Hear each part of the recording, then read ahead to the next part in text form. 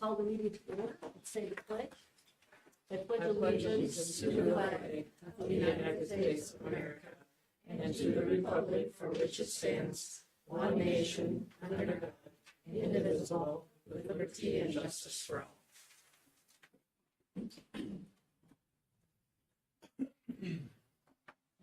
I'm just gonna say that Mitch Kent will be with us whenever he gets here. He's running late, so we'll stick him in the line. If he's not here in time, we'll stick him in at the end, so. Okay, approval of the agenda, I need a motion. So moved. Deb, second? I'll second. You said that you? Yep. Okay, all right, any discussion on the agenda? All right, if not, those in favor of approval, say aye. Aye. Those opposed, nay. Okay, that motion carries. All right, public comment, we have Mr. Shane Nord. Thank you for having me. I'm just here tonight to ask about if there's been any more consideration of the property on the northeast side there. No, we really haven't talked a lot about it. Do you have more concrete plans about what's going on there? We're closer to funding. Okay, is that what's driving the whole thing, is the funding? Yes. There is other properties that might be available, and I say might because I can't count on them either, so I'm kind of up in the air at the moment. Okay, Funding is my biggest hurdle for the amount, so, and I think we're a lot closer as of last time I talked, but we're still not secured yet, so. so do you have to have property in order to qualify for the funding? No, we do not. Okay. It was one of those things that if it was already there and we had the funding, then we could move forward. Yeah, right, right, okay. Right. Yeah, we haven't talked about it yet. We've had other things on our plate to do, so we'll have to get it on the schedule one day. Did anybody else have any more questions or anything? And you can call me and email me anytime too, but if there's anything that comes up, while you think about them, so. Yeah, anybody have any questions for Shane? All right, Okay. thanks. Thank Yeah. you. I'll get out of here. All right, good. Thank you. I may call you tomorrow, or call me if you can. I will. Yes. Thank you. Yep. Thank you, everybody. Yeah, thank you. All right, 5.0, approval of the consent agenda. I need a motion, please. I'll make that motion. All right, I'll second it. John and Scott. All right, any questions or discussion on the consent agenda?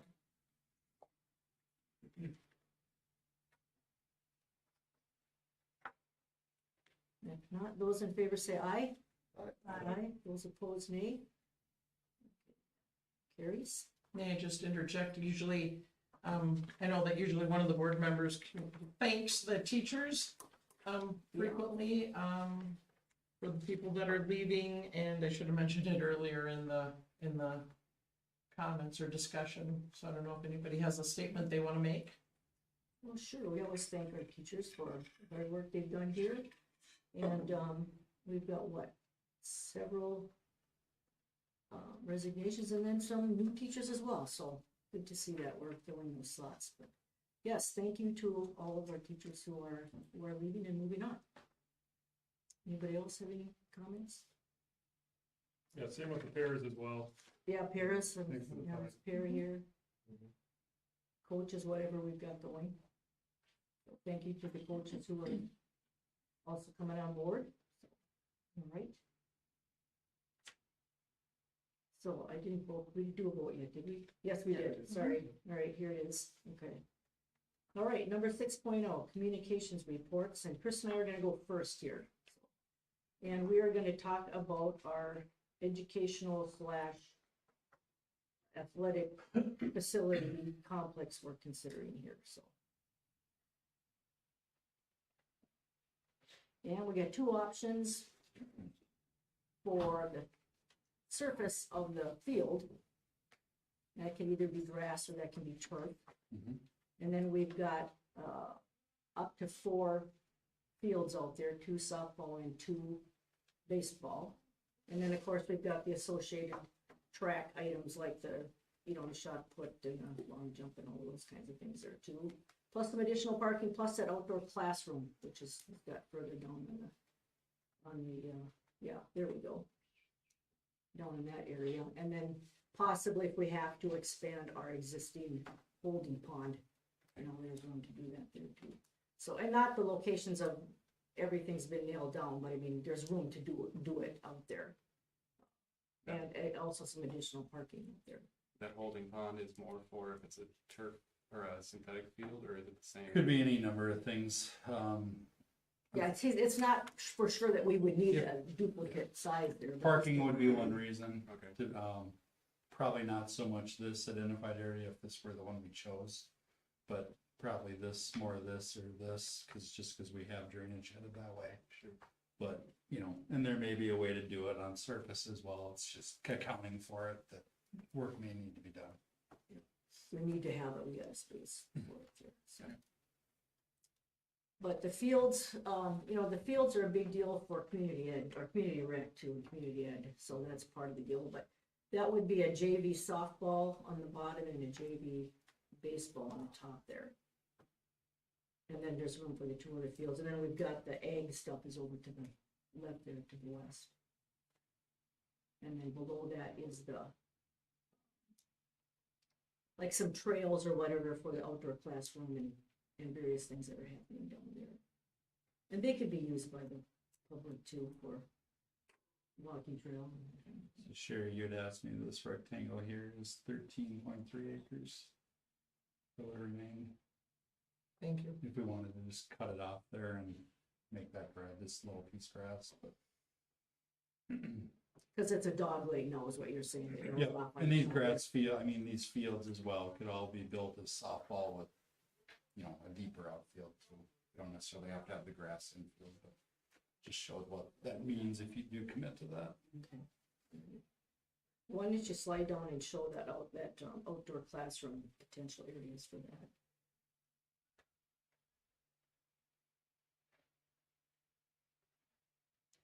So you can see where the white are the sidewalks coming around the building there, those are the white lines, and then that tan color there is the playground. It's at that rectangle is the playground.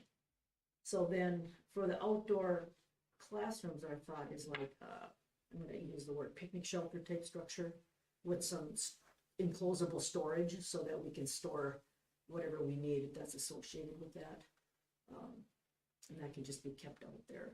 But the actual shelter itself could be in a couple of different locations, maybe closer to the actual building. Are you talking about like a paved trail, or is it more gravel? He was talking what, gravel, wood chips? Could be various gravel, wood things. chips, could be bituminous, undetermined yet. Yeah, If it's bituminous, I mean, we've got funding sources figured out for that, but. It'd be nice to have it at least to the shelter. I would think. oh yeah, and if the shelter Yeah. poles are up by the school, then it's already in an area that's accessible there. These are basically picking up what's kind of out there, or implied, or what was there one time and maybe is fallen out of disrepair.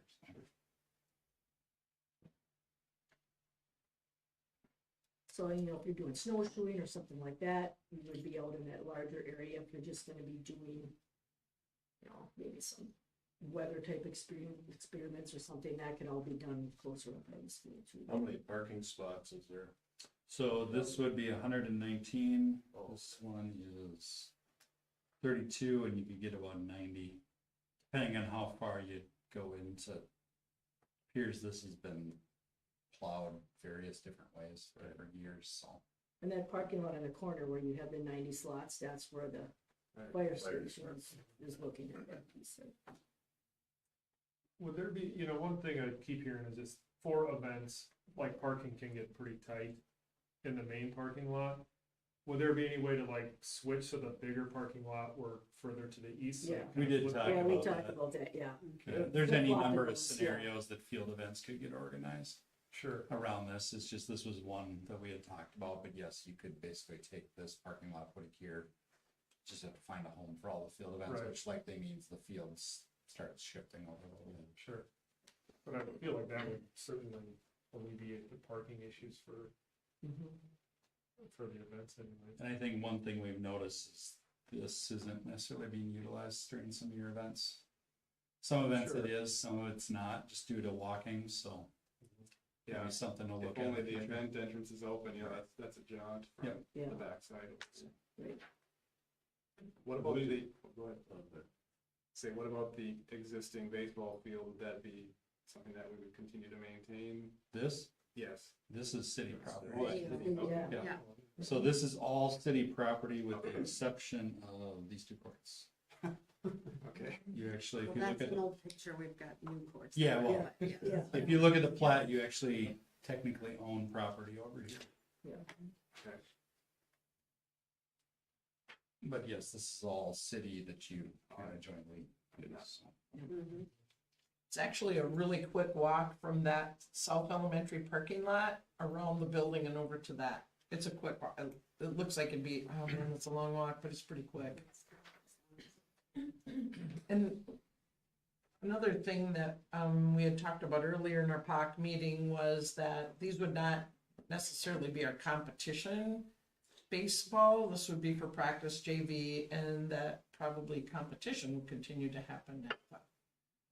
Yeah. Probably the more Pockets. junior high. Exactly, yeah, for sure. Junior high, then they don't have to drive or. right, If you did do the 4-field option though, then you would start thinking about having a varsity and a JV side of things. Yeah, these are laid out that if you ever needed to, Okay. you could enhance these two with lights, those kinds of things, but these are, what are shown are JV fields, they're not, varsity would be much, you'd actually have a lot more back house here, you'd have batting cages, you'd have the bullpen. As far as Those kinds of things. outfield depth though, there's room enough. Same depth, the only Okay. thing that's not on here is a warning track right now, which we actually talked about, maybe we just put, if we were to build this, you just put a warning track in now. Sure. So that's done, you don't have to move the fence a second time. and fencing has been included in the numbers he's gonna share with us. Yeah, these are all inclusive, Right, so. but no lights for the. Simple For dugout the and baseball, no fencing. lights for the baseball. You're allowing room for concessions and all that kind of stuff there too, if we sort of. So yeah, that's what these little boxes are.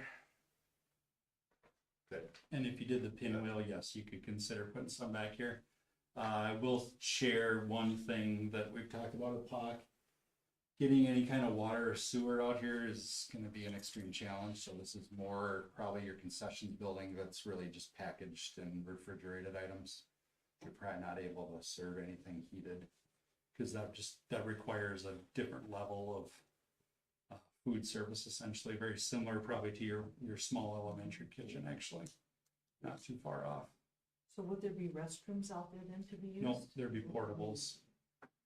I think when you had mentioned that before too, that was consistent with even like bigger districts. Yeah, most districts do not build toilets because one, they're a nuisance to maintain with the freeze thaw in our climate, and they are an attractive nuisance for violence. Something's always broke. Yeah, graffiti usually ends up being a big problem on those, even when they're inside the fence of the stadium.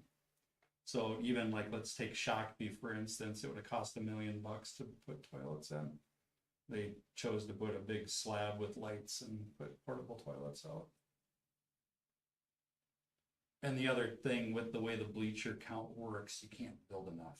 You end up building more toilets than you'd ever physically ever need. Just ends up being cost prohibitive.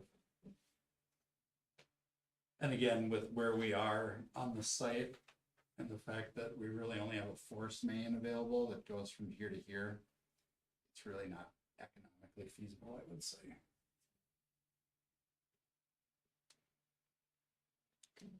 And code's not gonna require us to have hand sinks or water out there if we're using packaged items. So if you're using packaged and refrigerated bottled pop water, that kind of stuff, you're not It's not up to required, that standard. okay.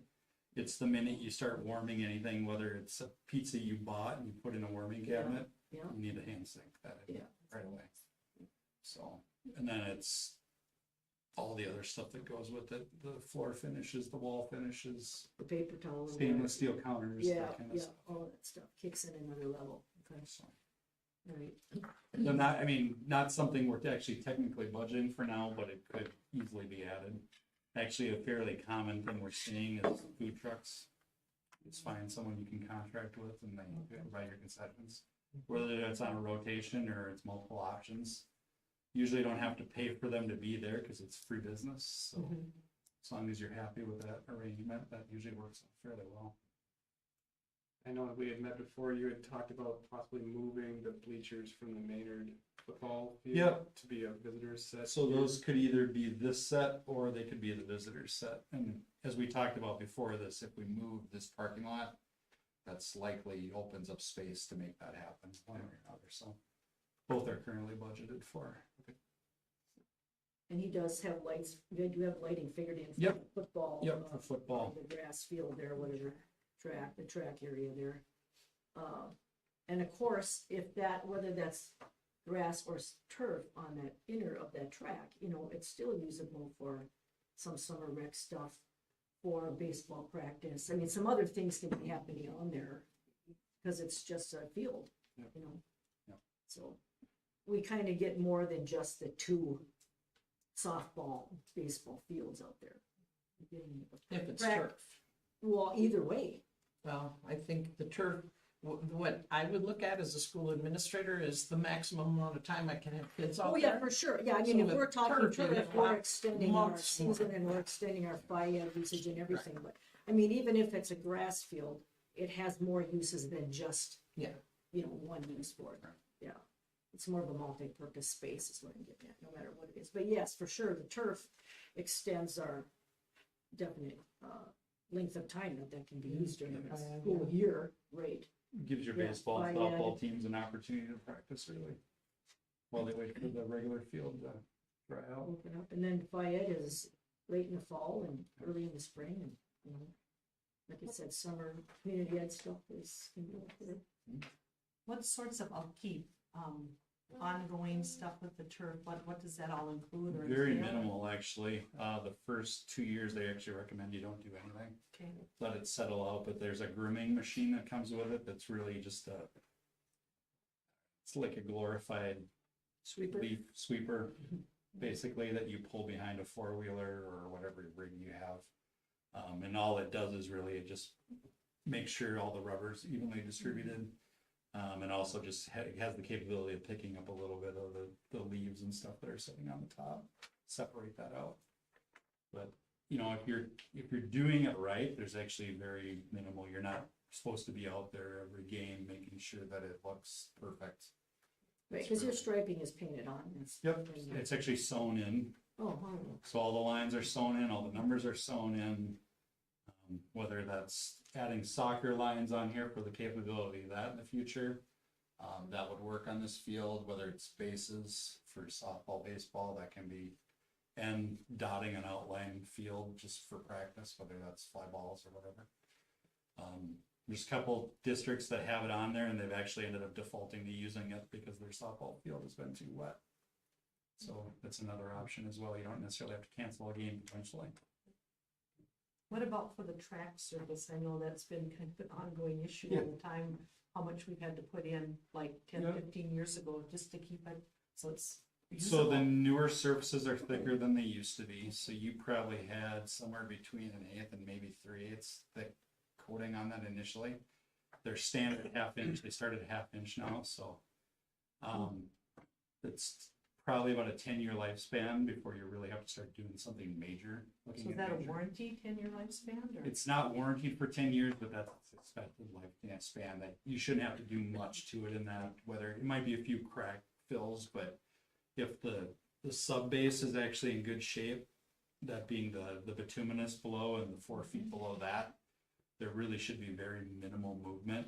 And then at that, it's kind of like a parking lot. You might have to cut a section out and do a little bit of patching, but the beauty of the track surfaces, they can come in and they can just apply that and it bleeds right in. There's also, at a certain point in the maintenance, you can actually go in and then spray over the top of that as well, which adds a little bit more thickness. Fills in all those cracks, because really what you're dealing with is the water getting in and underneath and freeze thaw cycle with anything in Minnesota, so. And like anything, I would say, you can't skimp on the subsurface work. Right, so That we has to actually be done have right. borings for that already. We took those last year just because we were doing those.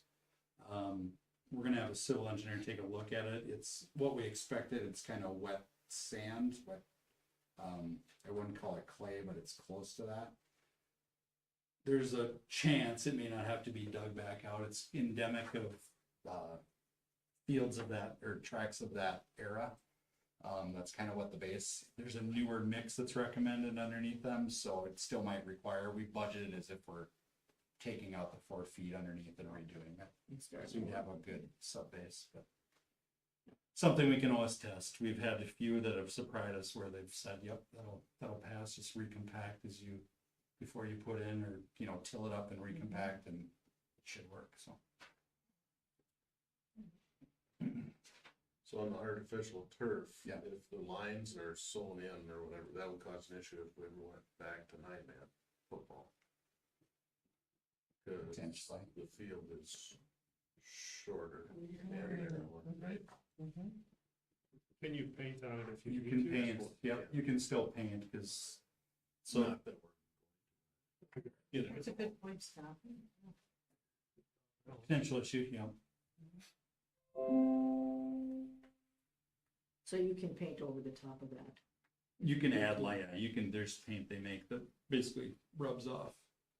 But yeah, there's districts because of Minnesota State High School League and being unclear when turf fields were being put in and logos. There are some schools that have to paint a line through the middle of their logo or for refs to ref their games, so.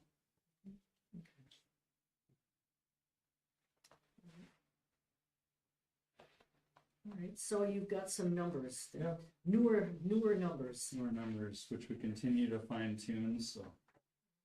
So again, if whether or not we've shown this before, we have option. Can we go a little bit, please? We'll go a little bigger. Oh, boy, yeah, oh, yeah. Oop. So I'll walk you through this, but here, I'll start out here and then we can zoom in. So up on top, we have option 1, option 2. Really, the option 2 is the difference between artificial turf and a natural grass field. 4 funding mechanisms that we've identified to date. There's actually a 5th, but we're gonna hold off on that for now unless we feel like we really need to tap that one, just because enailers can get into this at a later date. The way the taxing works on that other funding option is it would not be widespread across the district and likely hit the 3 communities specifically. So we're gonna stay away from that one for now specifically. So can I ask so yeah. quickly? I thought that everything that we did, because I see on there, it says remaining whatever bond funds, I Yep. think it says. I thought it had to be approved in the review and comment. No, That's what we've there's been told all the time. We can't there's do a things if it's out not in the there. review and comments and other district improvements.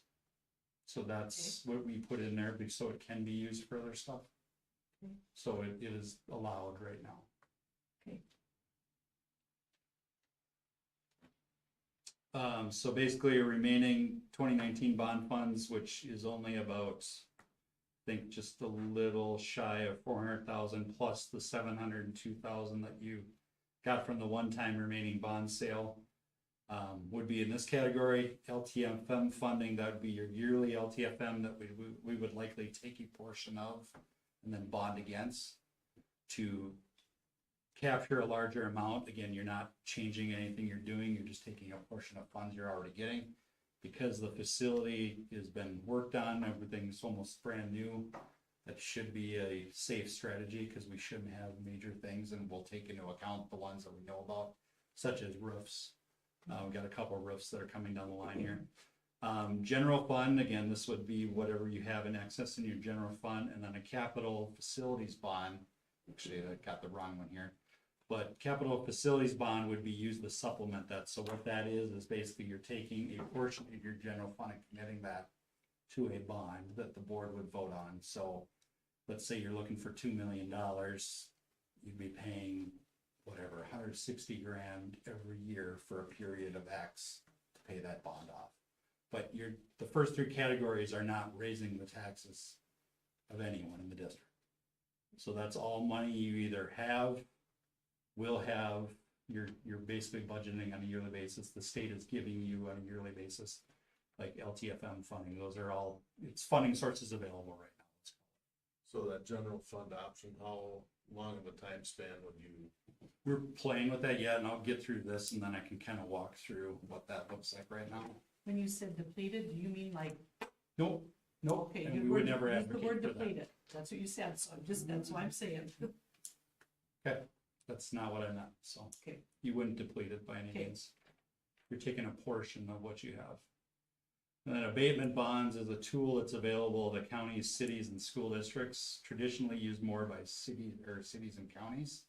But as funding mechanisms become more and more rare for school districts to do projects, abatement bonds is one of those that you can do any new paved surface. So whether it's sidewalk or parking lot or repave a parking lot, this would be the way you'd get your additional parking, let's call it, and your paths and trails. This, based on the amount that's listed down here that we're just kind of figuring, I mean, we wouldn't be building all 3 parking lots. We'd be targeting a number and trying to hit that.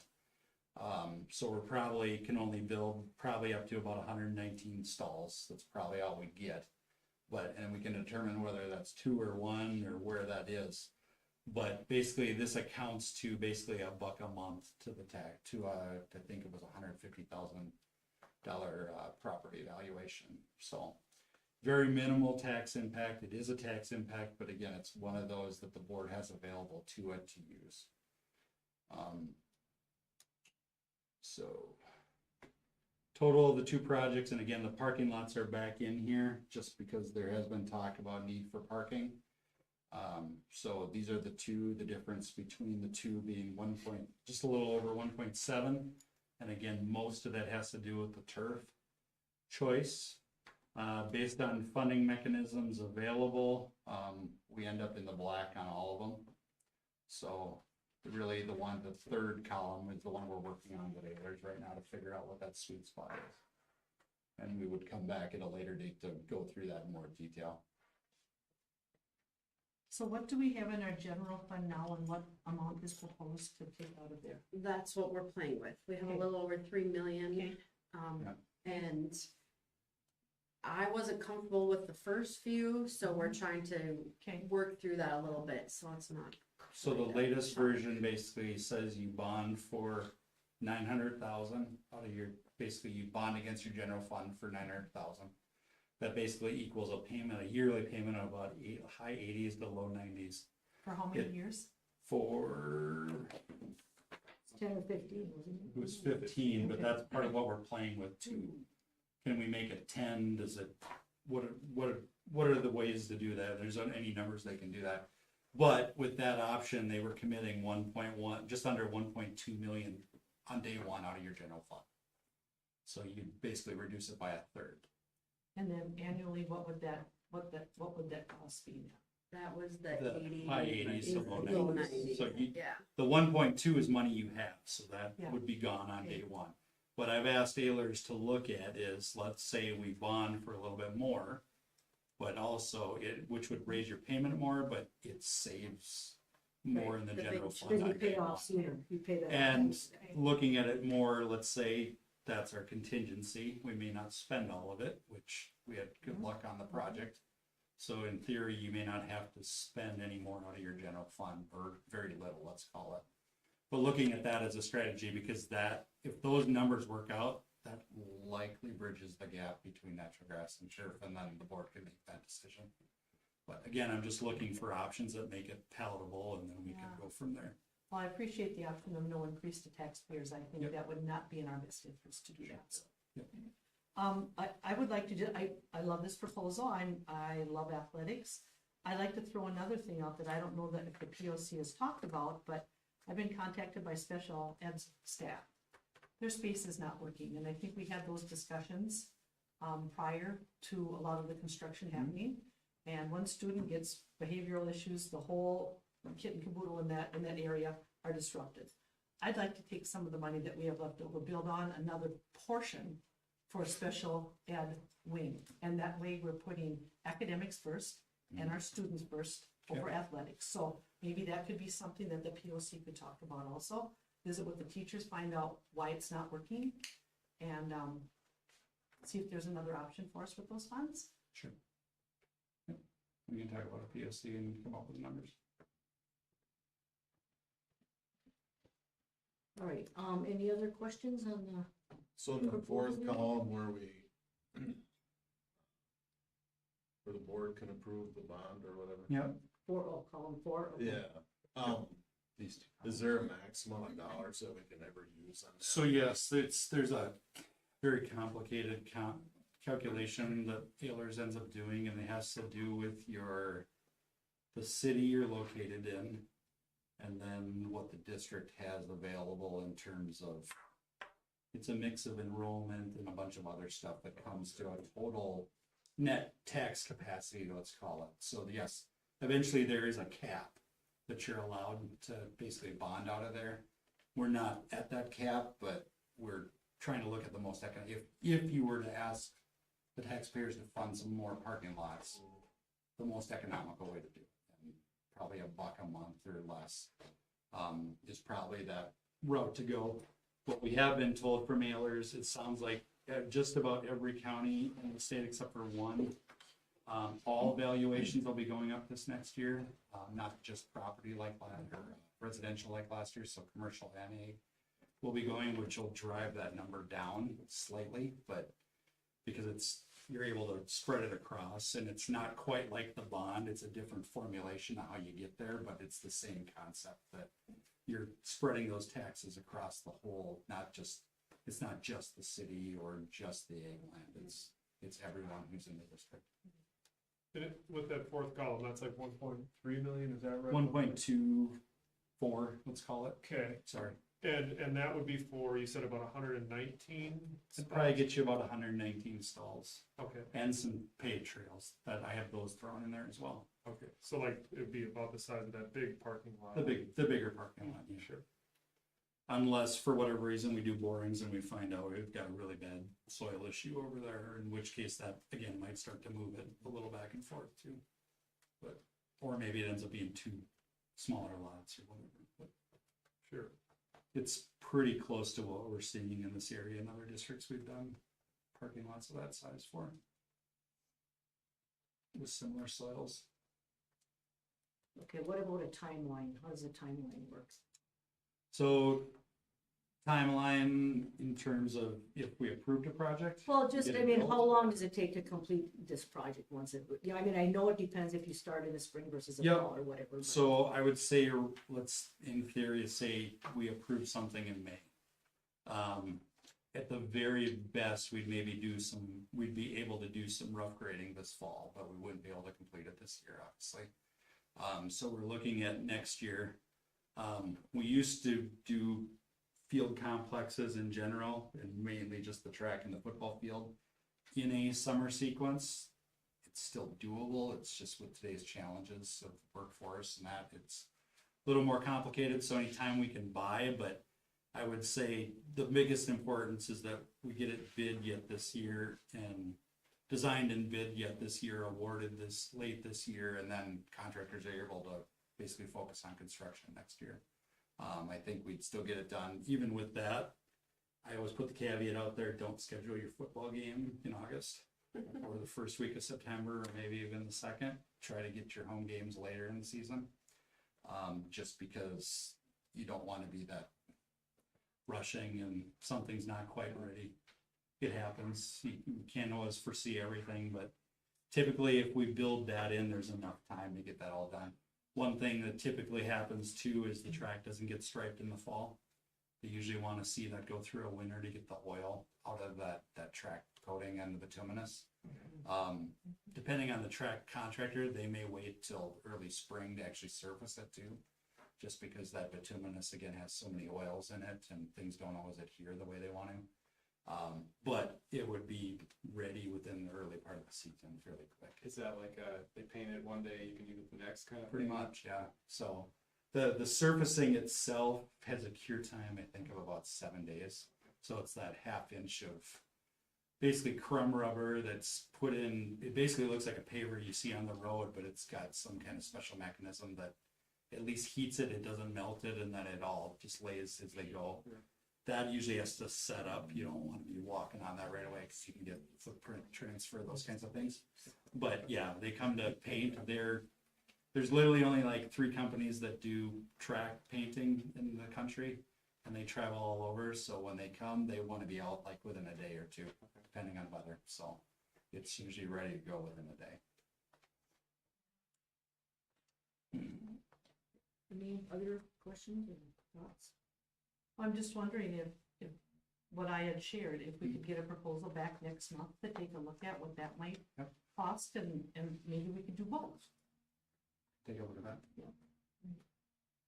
Okay, sounds like a plan. All right, thanks, Chris. Thank you. Okay. All right, still on communications reports. Okay, Jesse Westbrook. You're up. Good evening, everybody. Biggest thing, I just was talking with Sherry over the last kind of month or so, just kind of as we've been locking some things in. We felt it was important that I give you guys kind of a little bit of a rundown of what I've been going on, what we've been looking at, what projects I've got kind of coming up here. Usually a lot of times projects I've got, we tend to keep them to the summer, but just the way things are breaking this year. We're looking like some of our bigger projects we might be able to start hitting here this spring. Later in the year, kind of May into June, kind of before school gets done. And you can kind of see that all in the report. I'm not gonna read that to you for sanity reasons for all of us. The biggest thing I realized kind of as I did it, I mentioned, we evaluated kind of our replacement cycle. That's student devices, that's staff devices, that's TVs and boards in rooms, our network equipment, access points, phones, all of those things kind of go into that cycle. I've got it over the last few years. We've basically, since I've been here, we've largely treated it as staff we're going to do in small chunks, in quarter or fifth, roughly, because that kind of keeps us at that 5-year cycle. Students, we worked hard to get to the point where 6th and 9th graders come in to middle school and high school, they get a new device. The expectation is they're going to have that till they go to high school or graduate. And for the most part, it's worked well. We've been happy with kind of how that's looked. But some of the other kind of pieces we wanted to consider and talk about were the fact our staff are on 5 different types of devices at this point. And I mean, they're all Windows devices, they're all Windows laptops, but Mitchell has that type of one, and Kim's got a different one. I think Sherry's got a different one than they all do. And just there's a consistency that's nice if we could make it work to potentially do all staff at once. But what we ended up settling on, we kind of felt like this year was, let's kind of just keep a status quo thing, especially because as I pointed out in there, our student devices were accounted for through some COVID dollars, or a grant that we had access to, that it made more sense to kind of just keep the ship going the way it is. And even beyond that, the more important piece was a pricing consideration, because tech prices are still kind of all over the place. They're kind of goofy, and really it kind of came down to let's give it another year. We'll have a better idea. Are student devices going to still stay high? Are they going to start to come down? Staff devices likewise. So that was kind of our biggest consideration, on top of we already had some things accounted for. So that was kind of where we're looking towards next year on a replacement side. All I really have is extra things to throw at you. So what questions do you guys have for me?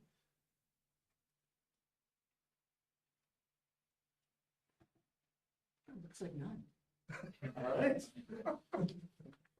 Yeah, I'm not good with tech, so I'm not gonna have any questions for these.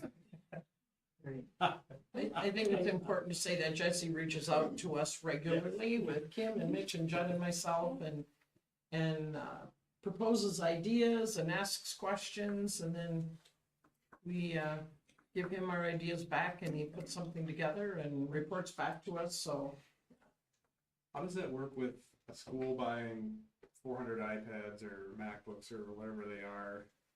Is there like a educational channel that you can go through, or do you simply just go to go online and. Go to Well, Bell for and, anything Apple, you have to go straight through Apple. Like they will not let any of the normal vendors, resellers that we work with.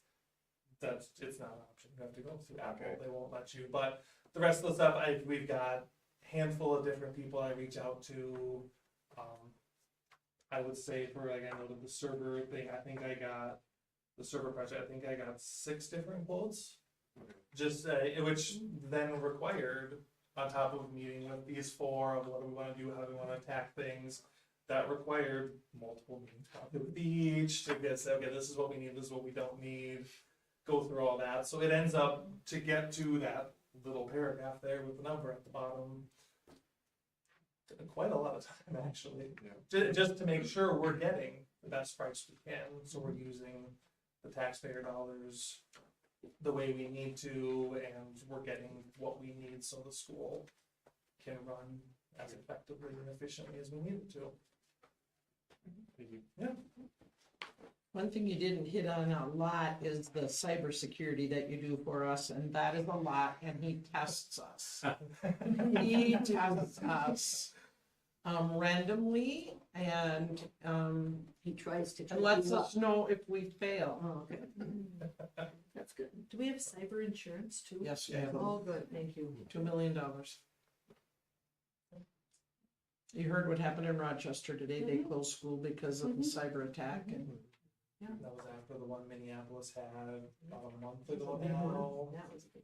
Yeah, the Minneapolis one was a pretty big one, because that was actual like parents' credit card information and things like that, that it was, that was possibly one of the worst ones that we think I've kind of heard details of so far as the Minneapolis. I haven't heard much on the Rochester one, other than it happened yet, but that'll start to trickle out here in the next week or so probably. All right, if there's nothing else for Jesse, thank you, Jesse. And Jim Trulock is not here, but we have his report, and we'd just like to say congratulations to those students that were at BPA and in music and theater for their competition and their performances. So I think it was quite a successful, well, I suppose March, that was mostly March, wasn't it? So, yeah. Kudos to those students and the teachers and coaches involved there, so.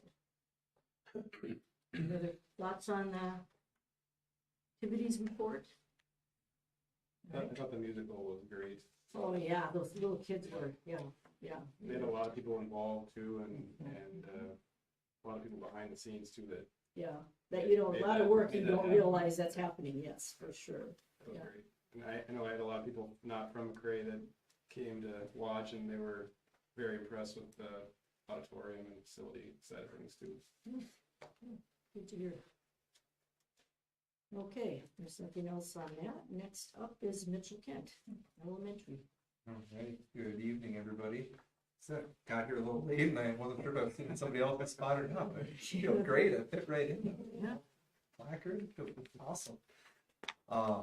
So, I just want to start with some hiring things. I know that's already listed within here. But as of right now, we'll do hockey terminology. I'm not a big hockey guy, but we're at full strength right now for open positions for going into the 23-24 school year. We've got 2 kindergarten positions filled with Natalie Mertens, and then she prefers to go by Kathy Rivera.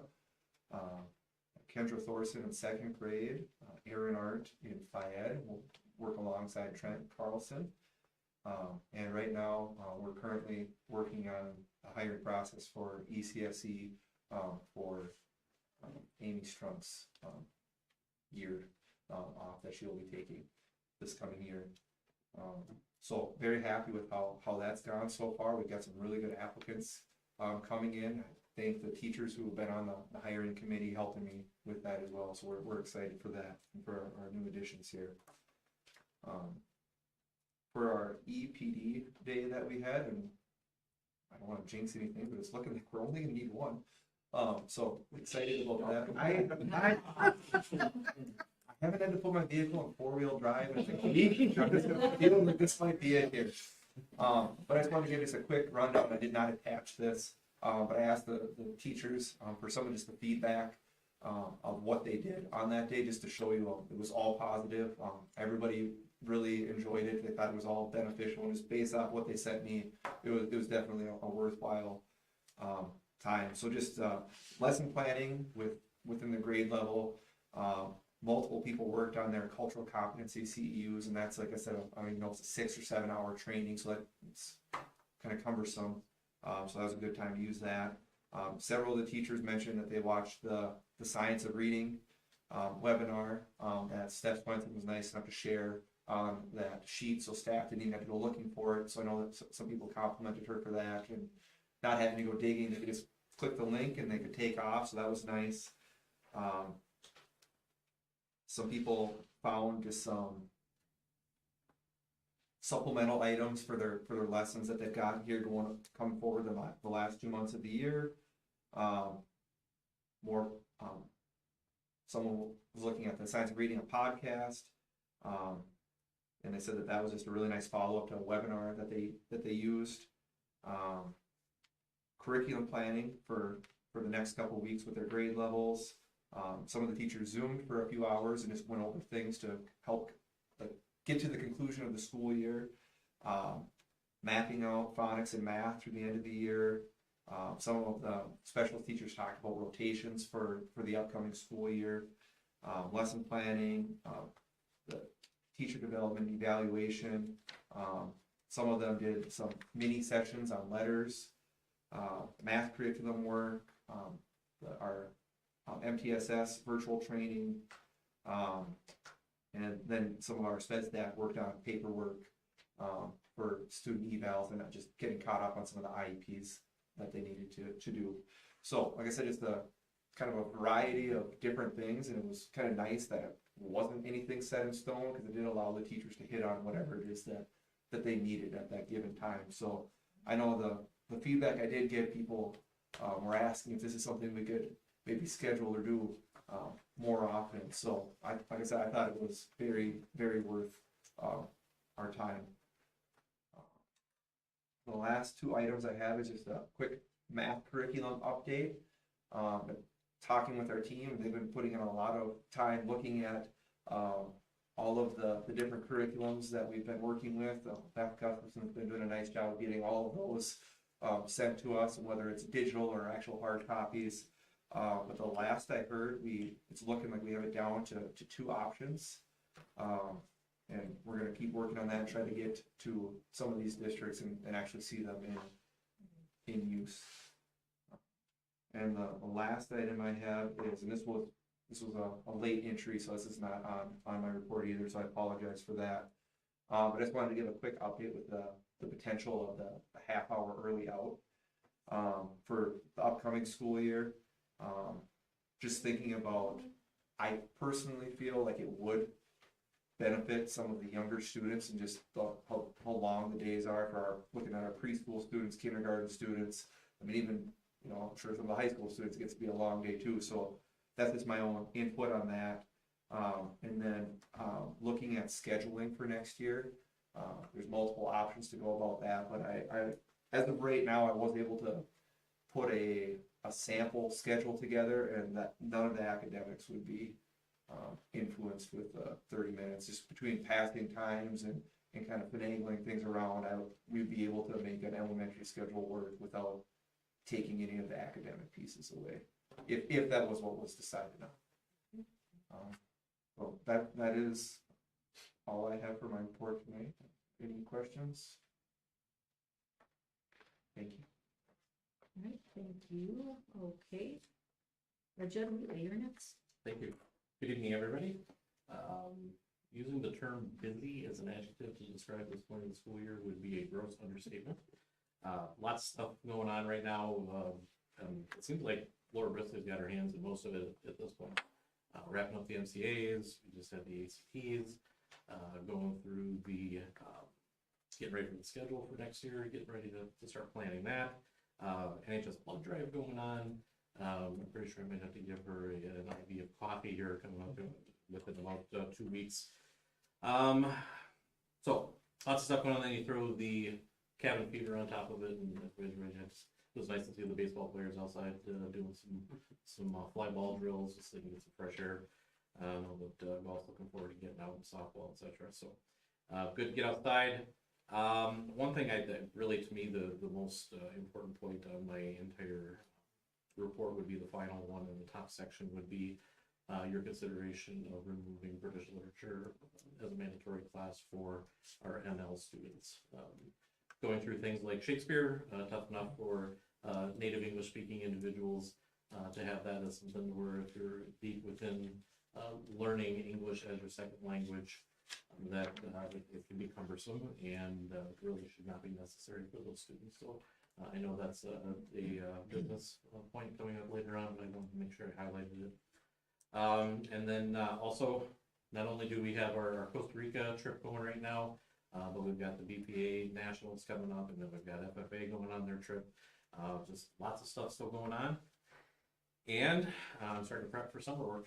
So going through handbook, of course, is always one of those things that I'll be able to present something to you in August for your approval. For instance, we started with attendance policy, just to make sure that we have congruency in the entire building with all levels. So just those kinds of things. What we're working on now, and home stretch, about 8 weeks left, and we'll get through it. Any questions for me? I have a question about the ML students not taking the Brit Lit. Would they then be required to take a different set, so they have another the super cool thing, and that's a very good way to describe it, is that our ML teacher, Sonia Stark, actually is a licensed English teacher, so she could run a hybrid to be able to touch on an element of British literature without it being an entire semester class. So instead of the whole class, they would all be channeled. We would have that hybrid class. So, she'd have to write the curriculum for it and all that, but as a licensed English teacher, easy peasy. Okay. Yeah, and I was just looking at it too, like, to me, it makes a lot of sense, and as a relatively new board member, I don't know all that goes into, like, making the curriculum, but, I mean, I like the idea of evaluating it, thinking critically about it, and then coming up with something that seems more logical at least, so, that makes a ton of sense. And truthfully, she's the one that came forward with this idea. She recognized that there was an issue with some of the students that are currently taking the class this year, makes a recommendation, makes 100% sense. I said, I will absolutely bring that forward for the board. All right, something else for Judd? Sure, you're up next. I've got a lot, but it's mostly in here. The library issue you can read about. It was my intention to have a Narcan or overdose medication policy for you. It was just created by MSBA. I reached out at my last superintendent meeting, and I think maybe just a couple of us have even looked at the policy. But then the MSBA attorney was in our meeting, and he said, don't do anything with it yet, because we need a physician's approval at this point. We need a physician's approval for our plan. We need a group of people that are willing to look at that basic policy and decide who our committee is going to be, what our procedures are going to be, where would the Narcan be stored, who could administer it. Debbie, you probably know about the Good Samaritan rule, that Debbie being on an ambulance crew, if she were here, well, I'm not going to use you because I'm going to use my own, what I can use for an example. I'm not a medical person, so I could administer it. But if our nurse administered it, for me, it's a Good Samaritan rule. For her, she could not. Is that right, Debbie, how that goes? We are set up so that our physician who oversees our ambulance service, it's built right into our protocols. It's an automatic now on any cardiac. So all of you can do it. Absolutely. I carry it personally with me because I went to a workshop, got trained on it, and so they handed it out at the workshop. So it saves lives. It's not going to hurt anybody. Exactly. That's one of the things they said. Some people think, well, two things. One, well, if I gave it to John, it might hurt him if that's not what his issue is, but that's not true. I should be asking. Yeah. Mark, will you finish my presentation? And other people say, well, is saying we're going to have this here like admitting we have a problem, or saying go ahead and use it, because we've got this. And those are not at all what we're saying, because it wouldn't necessarily be a student that might come in. It could be an employee, it could be a visitor to the school, it could be a delivery person. So those are some of the things that MSBA is gonna help us work through. Otherwise it would have been here. Were you gonna say something else, Mark? No, I mean, I was just looking at that too, but it sounds like it's more of a statewide MSBA, get all our ducks in a row kind of Yeah, thing. exactly. Okay. So not And- here locally, that's, Is it true it's now over the counter? it's going to be, I don't know if it is yet, but I believe, They're working on it. yeah. Yeah. You can so- administer it to any, I mean, no matter what you're. Well, it's gonna cost over the counter. Yeah, but I mean, it doesn't hurt anybody. no matter- No. But I think there also has to be training with it, because I've Yes. used it multiple times in the ambulance, and sometimes people come out very angry because it was a buzzkill. And so you have to be careful how much you administer and what, we usually give a half dose and we see how they come around and we do another half of a dose, so. They can get really violent. Depends on the delivery too, like some of them are nasal sprays, some of them are shots, it just depends. on Yeah, yeah. What you get on, so it takes some training, but. Yeah, it's not like the one you do in the thigh where you just go like The this. This EpiPen, one's, yeah. this one's, like you said, measuring and stuff like that. Yeah, yeah. I'm glad that they're putting something together though, I didn't know that that was Saves happening. lives. Just like an AED in the gym. It is, It is. exactly. So I know you don't have a policy made, but on your thoughts on, would it just be like something in the office here that, or would it be distributed throughout the school somehow? It would probably, one of the things that we have to address in the policy, is it gonna be available from 8 to 4? Or is it gonna be available on every athletic bus along with a manifest, or is it gonna be, and if it's available 24 hours a day when anybody's in the building, then who can administer it if it's 9 o'clock at night? Right, So- and is it accessible, and how do you get it? I mean, is it in a locked cabinet? Yeah, you know what I mean, that kind of. Right, exactly. There's a boatload of money coming down through the opioid settlement also, that a lot of the health and human service organizations are now brainstorming on how do we get Narcan out there and get the community and public trained on it. So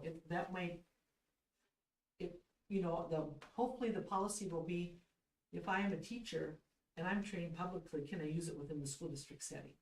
So I hope that policy defines some of those boundaries and Yep. what lane Yep. we need to stay in, so. Yeah, and like you said, John, where's it kept and who has access to it, and, yeah. So on April 20th, there's a training on the new language with the new information, so. I just wanted to point out, I went out last week to see if I could even see the track, and I couldn't, but I went out there this morning and I'm starting to be able to see it, and it is not in any condition for anybody to use. It's not. And I know that conversation, like somebody said earlier, that was 13, 14, 15 years ago, it wasn't in any condition to be used, so.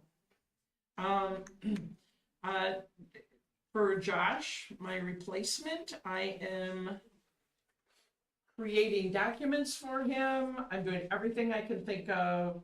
Who does he need to know? I'm planning, and we've even offered up some dates for him to be here. One of them is May 1st when we do our board visit. I hope he can come, but I also appreciate and recognize he still is in a contract in another school district, so. But I do want to take him to all 3 communities one day and just drive around and meet whoever we can meet, the mayors and visit the schools, at least the,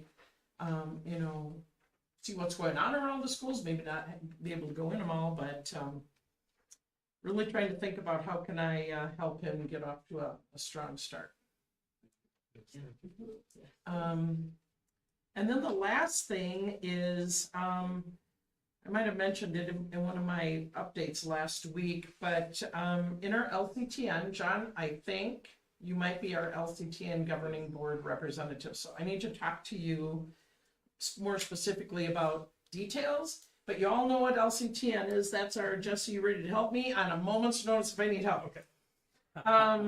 LCTN, Little Crow Telemedia Network. Myself and KMS Superintendent in Lester Prairie were on the committee to create his last 3-year contract. Only when we were working on his contract, we went, your last one? You mean you're going to be done soon? He says he has 2 years left. then I suggested we start doing some transition planning for what do we do when Pete leaves, who's run this program for 35 years. Single-handedly as the director, but then he has 2 guys working under him. Okay. Well, he's leaving, and now it's time to decide what do we do. And so 11 of us superintendents have met over and over. We've spent hours and hours talking about what's the best thing to do. And we've reached out to the Southwest Service Co-op, and probably 8 of us 11 would like to go to the Southwest Service Co-op. We feel, well, I have already asked for a bid or quote from them. Currently, we're being charged $32,000 a year for our, to get WAN support, internet services, what else? Phone support, voice over IP, that stuff from, some extent. yeah. Some networking, they're called domain controller, but basically when you connect, gives the instructions on what to do, how to get places, all of that. That's through LCTN. Some support, network support. If I get stumped, that's kind of who my first call is to, or if there's an outage, it's a quick shoot off a text to them, and okay, now I start piecing through things to find out all those kind of different services, largely network based. ITV, but I don't think we have any. Yeah, I don't think classes anybody's this year. using ITV much No, anymore. Yeah, he mentioned in our last meeting too that it was, he liked it, but it wasn't being. Yeah. No, it's not, yeah. So, I reached out to the Southwest Service Co-op, and we can save $22,300 a year by going to the Southwest Service Co-op. And then I kind of surveyed several different people to find out what kind of service. So I said, number 1, what's the price? And 2, what's our what kind of service can we get? And I found out a lot of really good information about the depth and the breadth of what the service co-op can offer us versus LCTN. And like I say, we're at about 7 or 8 of us that are probably going to leave the Little Crow Telemedia. This is probably a good time to do it with the executive director leaving. And there's also currently a $750,000 fund balance in that all of us would share in because we've all paid into it. And so it's a matter of reading out our contract. We decided today to hire an attorney and split the cost by 11 districts to find out how do we get out of it so we can all split that fund balance and get out of it in the right way. Pay Pete his, Kim and I are the fiscal host of McRae. Kim's doing all that work for us, and pay out his severance that he is due and the insurance he is due. So it's a very, very complex situation, which might require a special meeting. I didn't want to bounce that on you tonight too. We got a lot of stuff we're talking about, so I will send you some more information. But I feel like 2 things that matter to McRae is the price and the service. As superintendents, we don't all agree, and we've all agreed that we're still going to respect each other and work together hard, even though we have a lot of disagreement in this, but we have to do what's best for each of our districts. So don't be surprised if I call for some special meeting, and special meetings can be called for one purpose, and we still have to give 72 hours notice. But I'm gonna ask you right now, if there's any way any of you think we could maybe do a 7 a.m. meeting or a 7:30. We've done those in the past. Yeah. 7 would? Yeah. Debbie, 7 still? Yeah, I might have some kids that. You can, yeah, I was gonna say, yes. So I might, I have to do a little more research, but we have to all get moving because there's deadlines for this stuff. And transitions, how would we use Pete in the next year? How would we use Ray as a bridge between LCTN and the service co-op? So Kim, help Scott and I remember, didn't we used to do some services with this stuff with Southwest, West Central I Co-op? think I'm Is that- thinking about it, I think we used them to bridge the gap when we didn't have a Yep, IT guy. IT person, One, is that yeah. what we did? Yeah. Okay, That's what. Yeah, we hired a Jesse from Yeah. them Okay. for a Okay, while to get us through. Can they handle if Mhm. a whole bunch of schools go to them, They can. they can gear up and handle? They can. Okay. Yep. As a matter of fact, they have 26 people total in their tech department. 3 of them are actually solely working on cybersecurity at any given time. And there would be probably 56, maybe in the lower 60s number of districts that would be a part of it. And the other really important thing is they need to now write an RFP. So Pete might have to write an RFP for Pro Telemedia, or he has to for WAN, right? For the WAN, Mitch, the wide area network. And, but so does the service co-op, and we feel like simply, the economics of writing a RFP for many districts might give us a good price. So that's one of the other things we're looking for.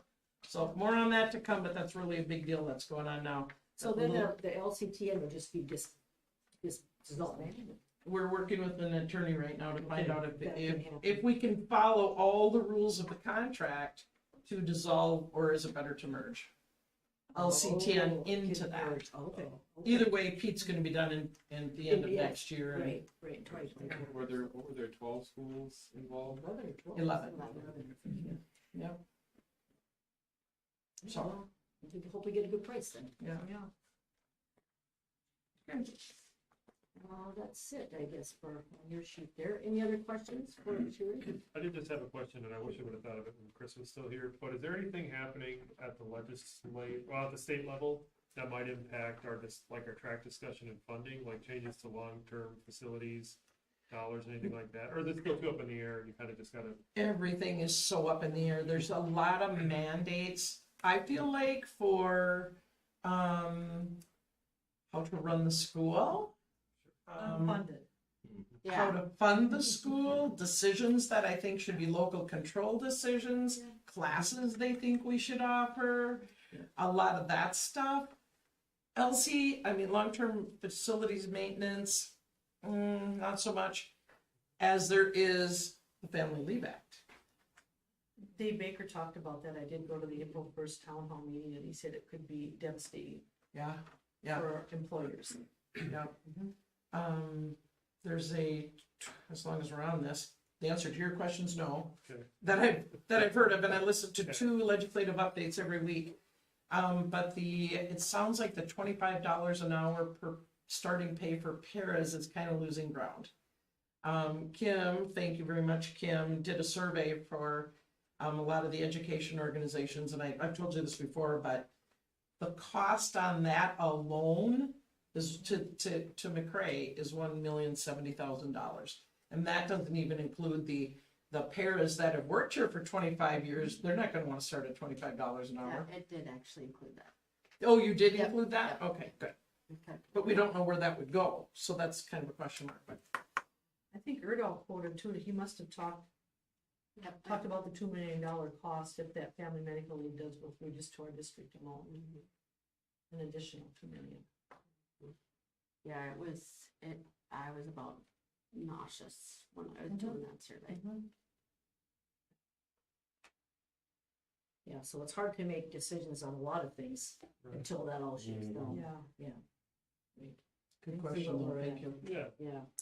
There is a little thing on, just to piggyback on LTFM, that they might add a little bit more money, like make roofing not part of your per pupil LTFM, and just give you a little, Just give you a just base give number for everybody that, okay. a number on top of that. But, I mean, it's not a big deal to anybody, so they don't advertise it a lot. I heard it on the Medsville thing, because we're the money people. I think there was about 10 million too being proposed for facilities for early ed also. That I saw there. You're not talking about VPK stuff. You're talking about Preschool. voluntary Preschool or pre-K is. VPK, because we don't qualify for VPK. Oh. That's that's Oh. what stinks about that is. we don't- VPK is voluntary pre-kindergarten. Yeah. Okay. And we've applied for it several times, we never get it, and now they just keep giving it to the people, So we don't, adding more money to the people that already get it. yeah, Okay, but not us. So that all sounds good, but it doesn't apply yeah. to. Yeah. Already Well, I- people. Until you listen really close. Yeah. I contact all our legislators and said, put preschool on the formula. I mean, let a 4-year-old count as half a student or whatever, something. Something, yeah. And they won't. The governor tried to do that a few years ago, they said, and he just got lambasted by all the daycare centers that are in the cities. oh, sure. Because it would take money away from them, but outstate Minnesota is like screaming for help with this, because that would help with not only the daycare crisis, but it would actually help fund, some preschool for us out here, and it didn't sound very promising, so. I'm trying though, keep sending them emails. Yeah, because some of that stuff coming from somebody like you who deals with the numbers, I mean, that's real accurate data, not just secondhand information, so. Thanks for that. Okay, we'll move on here to 7.0 discussion items, so anything, I guess, that we want to throw in the mix here that we already discussed? I'm just wondering if somebody needs to respond back to Shane, or how we're gonna do that, or it'd just be nice to be able to give him a definitive answer. Yeah. Then they know That's a we're good planning. idea, and I guess in my opinion, it's not a good spot for a fire hall anyway. And given what Chris put up there, we don't wanna get rid of some land that we potentially wanna use in the future anyway, but And that's Somebody what should- is planning, yeah. somebody should. Yeah, that's my thought too, is that Because- we're not in a position to be giving that stuff away yet when we don't have Right. everything solidified in what we wanna do, so. Well, and even if if it happens, if it doesn't, I mean, if our long-term plan is to make it happen, then Right, why give that? If it's 10 years, 15 years down the road, it's still a project. right, yeah. So, Can we just tell him that, or we don't need a motion, do we? Cause it was. I think you have an opportunity to have a discussion, and I can share that with him. I was going to talk to him tomorrow anyway. I asked him to call me about, well, where is he in the process and stuff like that. So I think I remember you guys saying when we first heard about this, who gives away land these days, right? Yeah. Well, I I just mean, think safety also. It's- What's that? Safety also. Safety is such a huge thing. You mean with fire mean, trucks leaving that area? And people coming in, and if that happens right when school's starting or ending and you got a big traffic Yes. scenario, then. yeah, that's basic. Yes. And I mean, and after seeing, Chris's presentation too, I mean, they are figuring that land is available to us for whatever purpose. it Yeah, may be until for. we decide for sure on that. Right, Yeah. Can't right. give us a solid answer. So I think you can relay that to him. And, he can probably take it off his list for now. Is that okay if we talk about, Yeah. we need to keep that for parking possibly in the future until we decide on the athletic complex and traffic concerns with students using that roadway?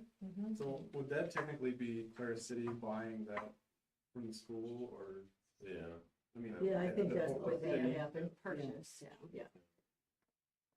Well, that's why I asked him if he needed to have the property before he could get some of these apply for some of these funds, because that really puts a damper on them trying to do that. But this, even if he doesn't have his property, he can continue to, Yeah. try to find his funding Yeah, source. I'm assuming if he has a purchase agreement with a contingency that he gets, I mean, that's good enough for what he needs.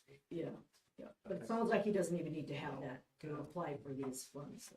I mean, hypothetically though, if Clara City is willing to swap some of the land that's just on the other side of our parking lot, I mean, that might be something. Yeah, sure, You right. could add on to our current parking lot and get rid of that by the old junior high. If that's apples to apples or whatever. Right. It still doesn't get rid of the safety issue up on the Correct, corner. right. You Yeah. have to figure out a way to either Right. close that off while something's happening, or. I don't know. Reroute the road, or some other scenario would have to happen there, but yeah, it's all up for, could be up for discussion. But relay that part to him first and see if they come back with some other suggestions or ideas. Okay, anything else? All right, if not, we'll go on to the business items, 8.0. I need a motion to approve this school year 24-26 achievement and integration plan and budget. Who's got a motion? Why don't I do that? I'll make a motion to approve that a second. I'll second you. Okay, Scott, all right. So, can you tell us a little bit, something about that? Between Kim and I think we can get it knocked out. Well, the big thing is that, we had to submit the plan. The addition to it is a component to where students are going to be allowed to take college classes during the summer. So we had to add that into, I don't want to call it an addendum, but it was an addition to the plan. That was made by I can't remember the name of it. It's all driven out of Wilmer, as the Racially isolated. Isolated. Yeah. And then there's a number of, Milan Spicer, us, the old I believe was part of it. There's a number of us that piggyback, and that's how we get things like STEM and Gamma, and some funds to help pay for some different positions and things like that, so. It's the same, sorry. No, go ahead. It's the same plan that we've had the past 3 years with the addition of the college summer Okay, classes. it's this new part. So we're ending, the tricky thing is we're ending the current plan, and then we're gonna be starting the next plan. So we submitted the next plan with it already, with that college component already on it, and then they came back and said, well, since you're gonna do it this year, we gotta add it on the current year's plan also, so that's what this Right. renewal is for. No, this is, No, this is this is the for the next next year? 3 year, Right. yeah. We'll visit the Yeah. next one.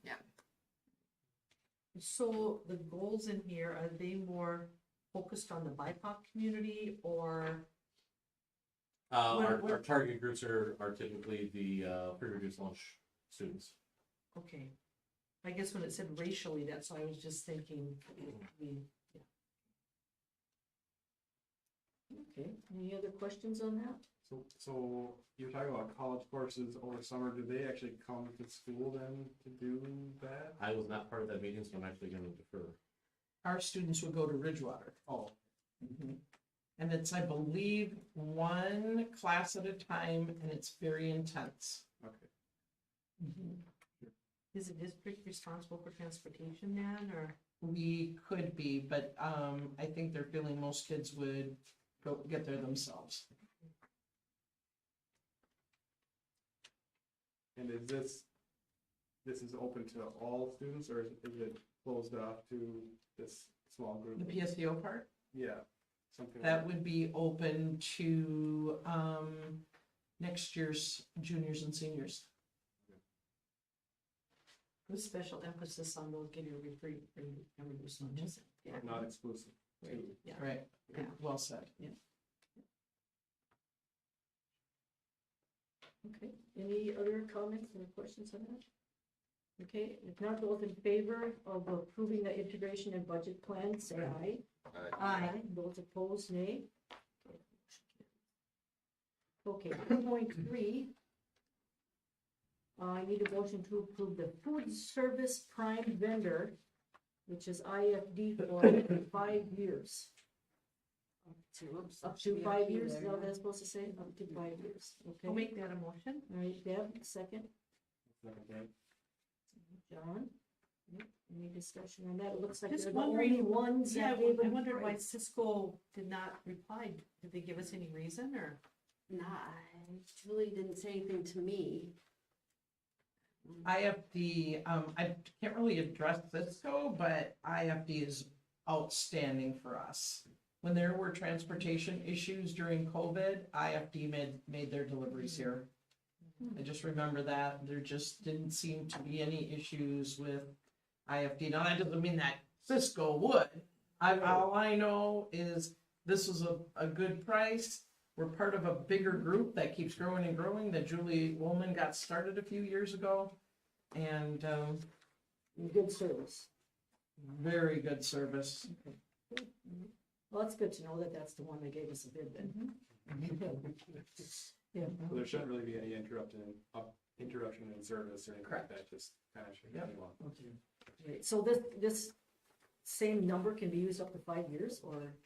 No, what does that Well, mean? that's What what does the up she, to 5 that's what years she mean? had in her thing, that this bid will begin July 1st and will be valid for up to Wow. 5 years.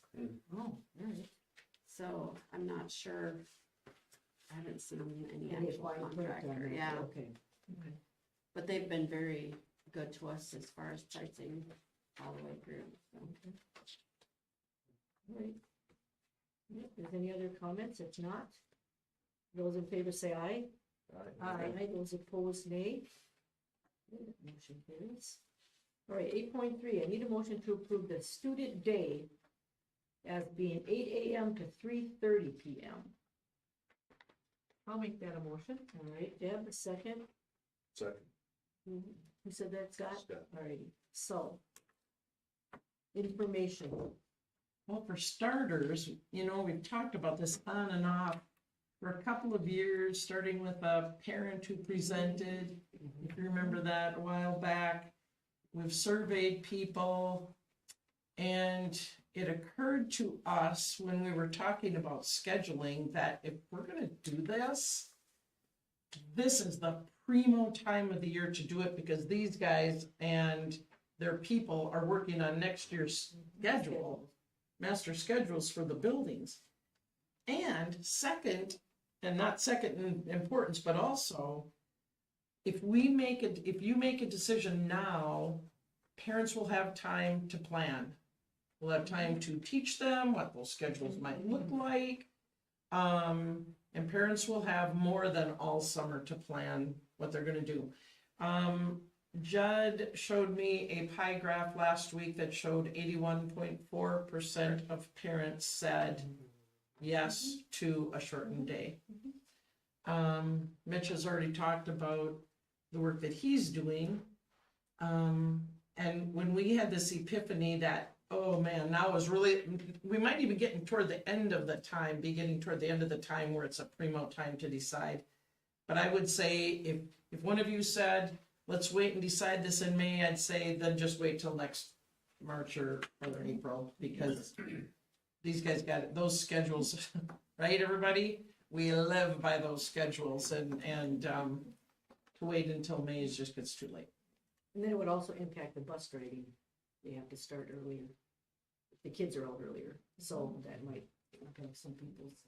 It'll Well, also they need impact, to know that is what I'm Right. getting at. You give them time to do that. Leanne is one of the union presidents, and she and I have been talking about this and the impact on teacher negotiations, which is also starting relatively soon, like maybe when legislation is ending or has ended.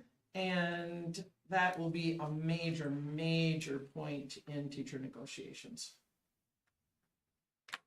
I've heard a lot of favorable comments parents have shared with me after they've heard that the board's been talking about it. And Especially those living in the rural area with kids get on the bus before 7, they don't Yeah. get dropped off till after 5.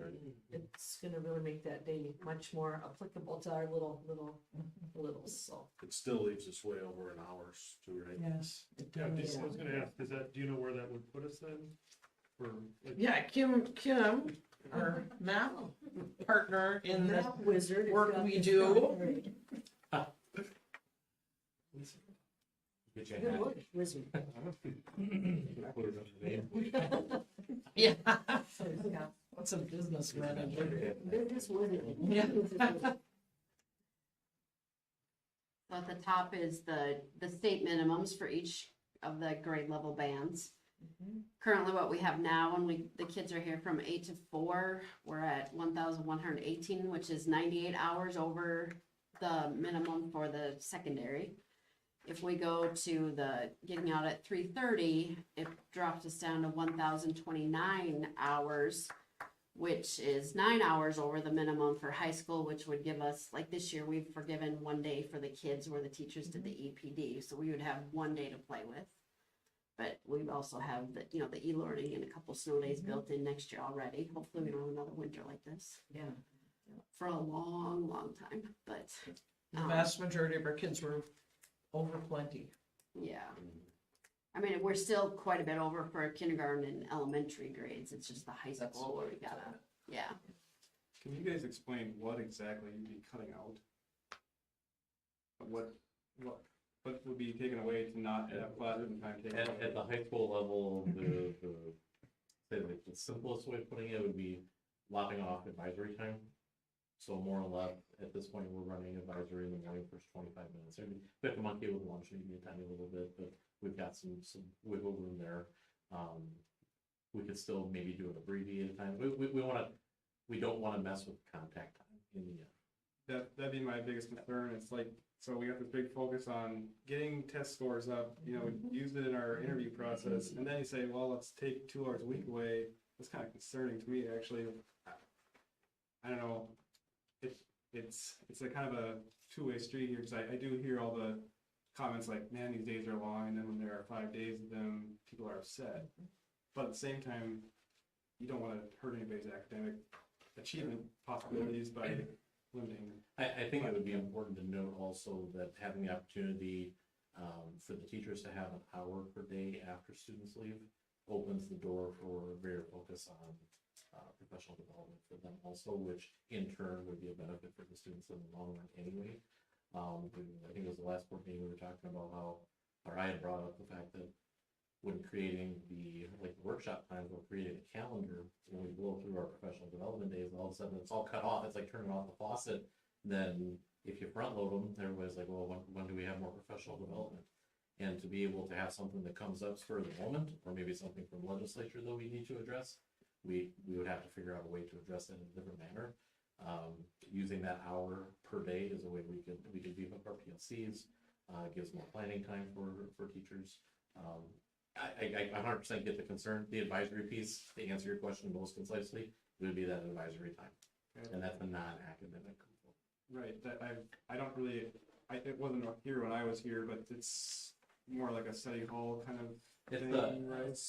I would call it a kind of a study hall check-in, go over missing work.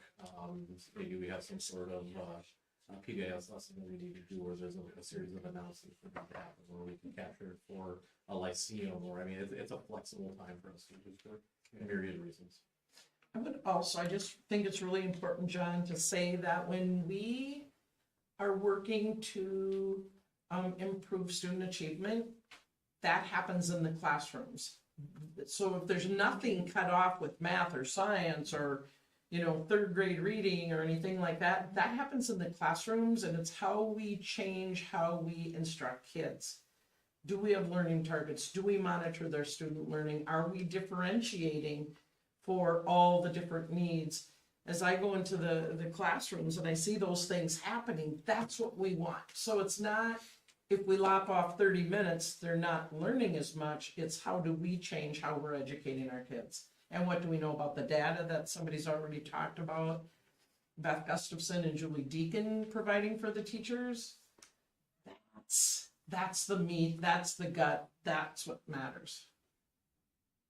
You could have anybody call me, I'm passionate about that.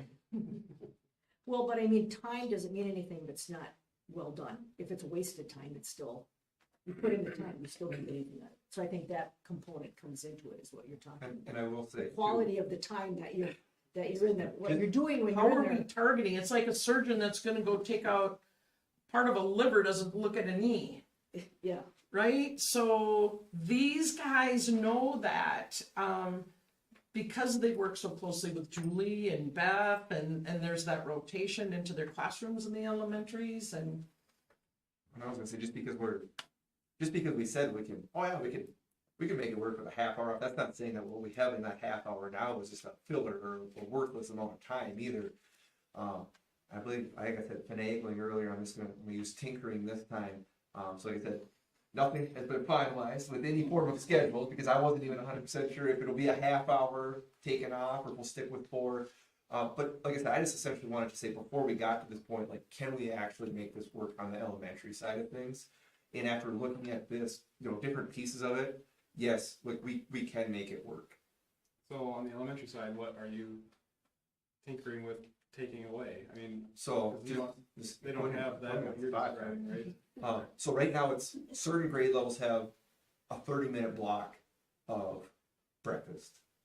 Do we need 30 minutes? Can we get the students to a point where we can get down to 20 minutes? looking at some of our older kids, can we shift it up from, instead of them starting breakfast from 8:05 to 8:30, can we do, they get to sneak out from morning recess a little bit earlier, they're doing 7:55 to 8:15 now. So we just saved 15 minutes right there. Streamlining, kind of looking at more of a combination of lunch recess this coming year. That could also knock out potentially 20 minutes. Not that we're cutting necessarily anything out, but how are we putting that together? How are we making that work? Maybe cutting that back, instead of a 30-minute study time or study hall at the very end of the day, looking at, our 5th grade students had band every other day before. We don't have that anymore. So they're already getting an hour more a week than they were previously. So can we go, instead of 30 minutes, can we shave it down to 25 or even 20? So like I said, there's ways to be flexible with it without taking away any of the MTSS time, reading, the math, and not completely killing the rest of everything going on. So like I said, I was just kind of pleasantly surprised, because I was like, this is gonna be a mess. But after looking at it, I was like, oh, like we can make this work for sure. And like I said, especially like a prototype, if we know that this is actually the for sure thing, we can get some more solid ideas worked in there, and knowing like what we need to do and what we can do. And not that we're taking it seriously, but kind of put the sole focus into that, instead of doing half with the 4 o'clock, half with the 3:30 time.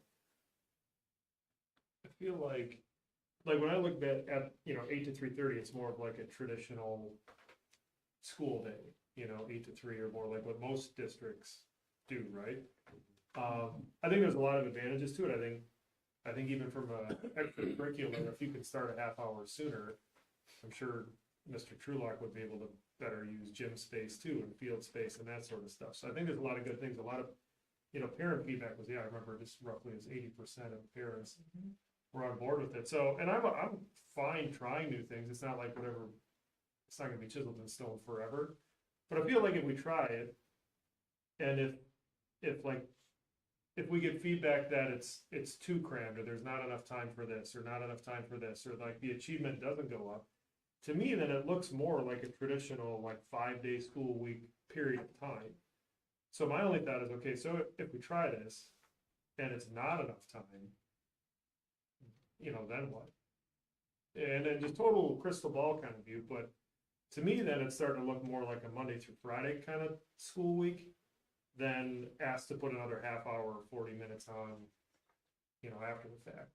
So I'm not opposed to trying it, but just looking ahead, if it's not, as successful, or if we get different kind of feedback, I guess I don't know what the next step would be. Right. Yeah, I was on the same thought track too,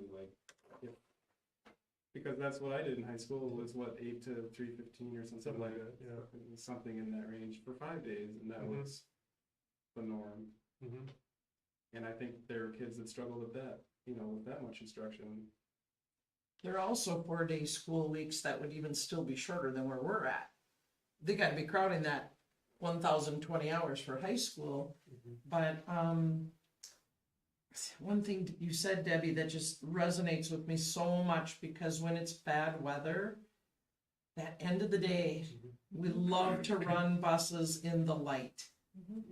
And if there's any safety issue, it's that running buses are rolling out of here at 10 after 4 in the afternoon in December, January, and early February, and doing most of their route in the dark.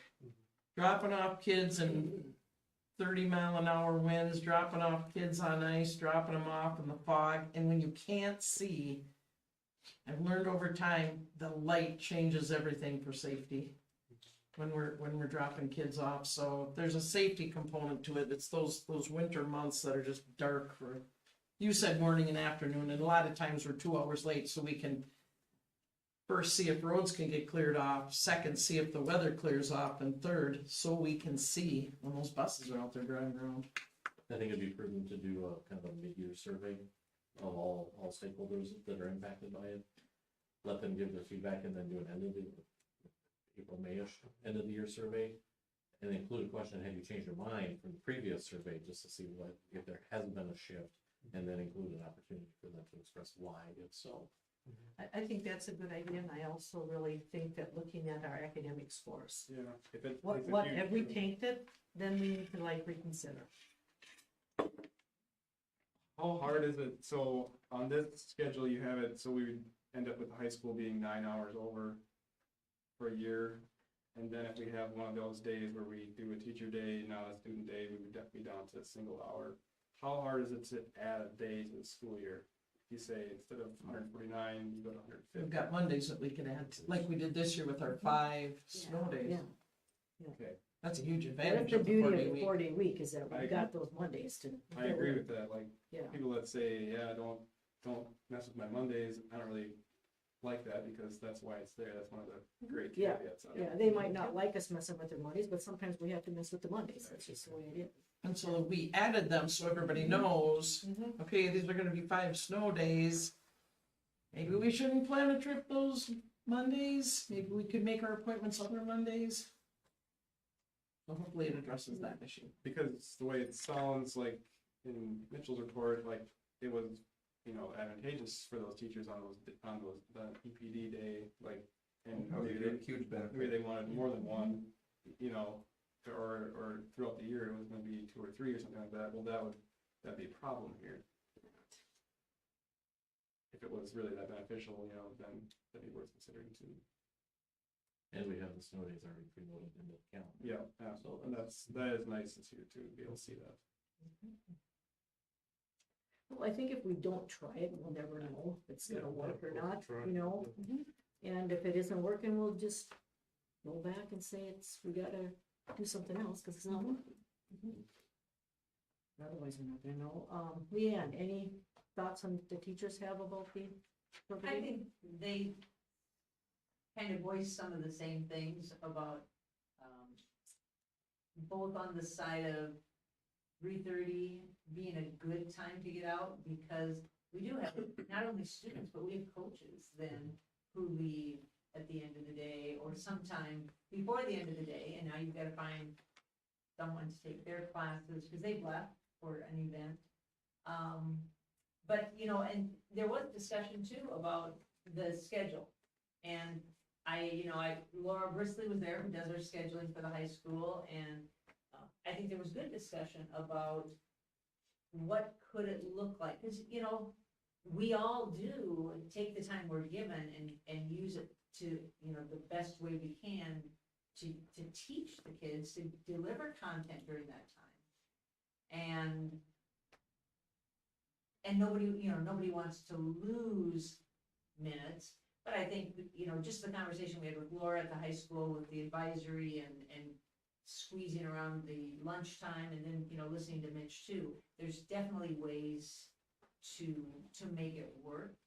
And I think, we all know that whatever time we're given, and it's an advantage to us too, to make a decision now, because then we know going into next year, like, okay, so this is my length of time for teaching reading or math or whatever it is that we have, so.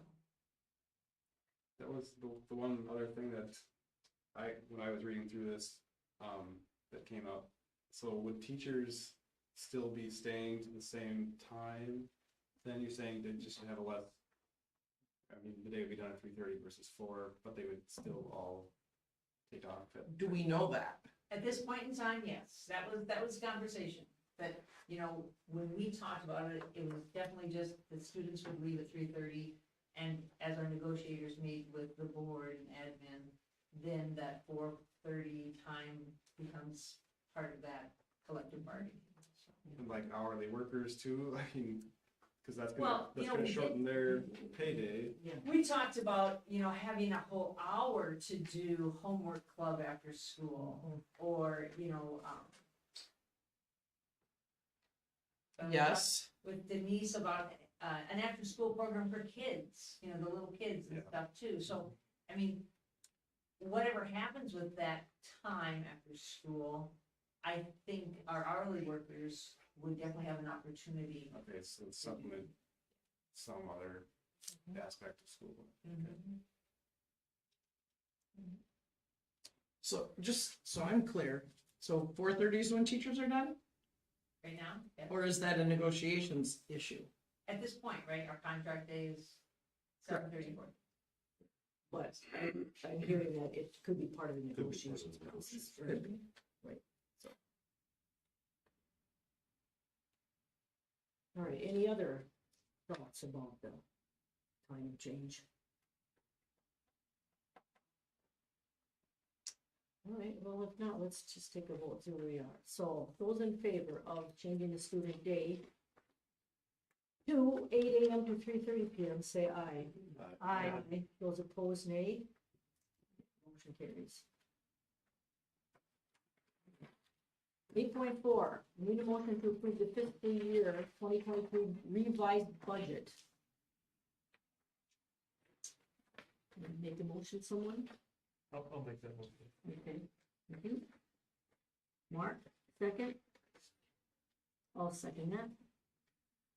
Okay. We got the revised budget, I guess, in our packet here, don't we? Last page. Okay. Difference of $150,000. Could you maybe give us a little more detail, Kim, about some of those differences, the reasons, what rationale why? If you go to the very bottom where it's comparing the revenues and expenditures for this year, general fund, $383,426 was the fund balance transfer that we did last month. Yeah. So that leaves 345,000 about. Some of the things that, were a little higher than expected. We did have some more summer workers this summer because of the move. We had to go through all the records at East and different things like that. Utilities at East and West, we're still paying for those until we get that purchase agreement completely finished. I did find that health and safety has some new issues, so I'm gonna be able to move some money, so that would bring that 345 down as far as the deficit. There's a couple other things that I'm looking at to be able to recode some things so that we're using different pots of money. So that's still a fairly rough estimate. But I'm looking at ways to shrink it. So is this a June to June thing? Yeah, yep. June 30 to, July 1st to June 30 is our fiscal year, yeah.